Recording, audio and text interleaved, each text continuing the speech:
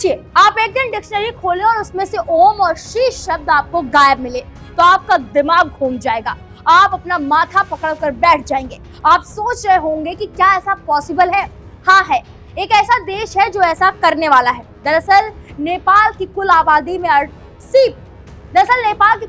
में 80% से भी ज्यादा हिंदू हैं। इसके बाद बौद्ध और बाकी धर्म आते हैं। अब इसी देश में ओम शब्द को हटाने पर मुद्दा गरमाया हुआ है। नेपाल के बहुत से लोगों का सोचना है कि ऐसे ही धार्मिक और आध्यात्मिक प्रतीक हटते रहे तो एक दिन नेपाल खत्म हो जाएगा।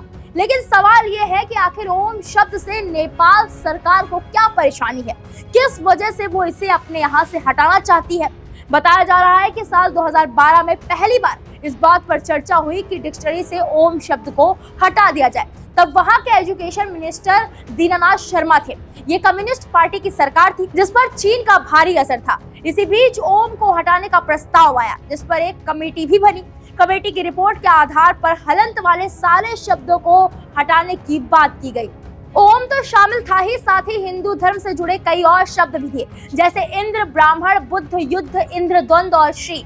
इसके तुरंत बाद नेपाल के शिक्षा मंत्रालय ने प्रज्ञा संस्थान से छपने वाले आधिकारिक नेपाली शब्दकोश से ओम शब्द को हटाने का आदेश दिया था। हालांकि कई वजहों से इसमें अड़चन आ गई और मामला टल गया। साल 2016 में इस पर 2 लोगों ने कोर्ट में याचिका दायर की। मामला अदालत तक पहुंचने के बाद सरकारी आदेश पर स्टे ऑर्डर लग गया। अब कोर्ट ने इस पर एक और कमेटी बनाने की बात की है ताकि तय हो सके कि ये शब्द डिक्शनरी में शामिल रहे या हटा दिए जाएं।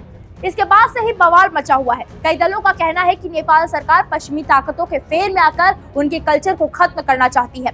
नेपाल में धर्म परिवर्तन तेजी से हो रहा है, खासकर मिशनरीज आकर लोगों को ईसाई धर्म अपनाने की सलाह दे रहे हैं। Think tank Gordon Conwell Theological Seminary की दशक भर पुरानी रिपोर्ट साफ कहती है कि नेपाल में चर्च जिस तेजी से बढ़े हैं वो दुनिया में सबसे ज्यादा है। ये धर्मांतरण दलित समुदाय में ज्यादा दिख रहा है, जो पहले बौद्ध या हिंदू हुआ करते थे। क्रिश्चियन कम्युनिटी सर्वे के मुताबिक कुछ ही सालों में यहाँ 7,758 चर्च बन गए हैं और बौद्ध धर्म को मानने वाली बड़ी आबादी ईसाई धर्म अपना चुकी है। 70 के दशक के बाद से क्रिश्चियनिटी में सालाना करीब 11% की बढ़त हुई है। देश का बड़ा खेमा इसे लेकर परेशान है और ओम को हटाने को भी साजिश का हिस्सा मान रहा है। हालात यह है कि सरकार का सपोर्ट कर रही पार्टियां भी इस बदलाव से नाखुश हैं। फिलहाल नेपाल में प्रधानमंत्री पुष्प कुमार दहल की सरकार है, जो कई पार्टियों के गठबंधन से काम कर रही है।